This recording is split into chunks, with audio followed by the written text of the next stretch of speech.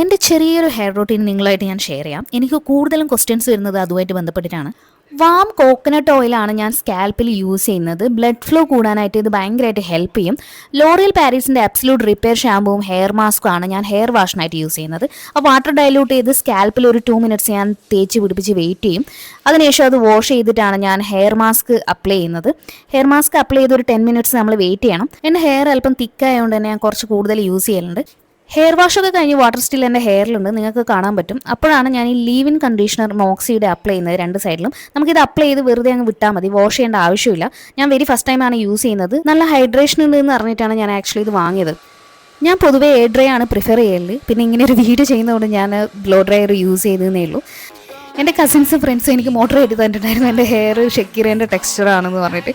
ഞാൻ അതുപോലെ മോട്ടറായിട്ട് പോയിട്ട് കളർ അടിച്ചാണിത്. ഇതാണ് എൻ്റെ ഒറിജിനൽ ഹെയർ ടെക്സ്ചർ, വേവി ആണ് എൻ്റെ ഹെയർ. ഈ സ്റ്റൈലിംഗ് ടൂൾസൊക്കെ കയ്യിലുണ്ടെങ്കിൽ ഉപയോഗിക്കാനുള്ള സ്കിൽ എനിക്കില്ല. അത്യാവശ്യം ചെറിയ രീതിയിൽ ഇതിനെ വെച്ചിട്ട് എനിക്ക് ചെറിയൊരു സ്ട്രെയിറ്റ് ആയിട്ടുള്ള ഹെയർ കൊണ്ടുവരാൻ പറ്റും. പക്ഷേ എനിക്ക് ഭയങ്കരമായിട്ടുള്ള ഒരു ടാലൻറ്റ് ഇതിലില്ല സത്യം പറഞ്ഞാൽ. അത് ഞാൻ യൂസ് ചെയ്യുന്ന കാണുമ്പോൾ തന്നെ നിങ്ങൾക്ക് മനസ്സിലാക്കാൻ പറ്റും ഞാൻ വലിയൊരു ഐഡിയ ഇല്ലാണ്ടാണ് എല്ലാം ചെയ്യുന്നത് എന്നുള്ളത്. കുഴപ്പമില്ലാത്ത രീതിയിൽ ഞാൻ ഹെയർ ലാസ്റ്റ് സ്റ്റൈൽ ചെയ്ത് കൊണ്ടുവന്നിട്ടുണ്ട്. അപ്പോൾ എൻ്റെ വേവീസ് ടെക്സ്ചർ കുറച്ചൊന്ന് മാറി. വളരെ മിനിമൽ ആയിട്ടുള്ള ഒരു ഹെയർ കെയർ ആണ് എൻ്റേത് ആക്ച്വലി. അപ്പോൾ ഇത്രയൊക്കെ ഉള്ളൂ. Thank you so much for watching guys. Bye bye.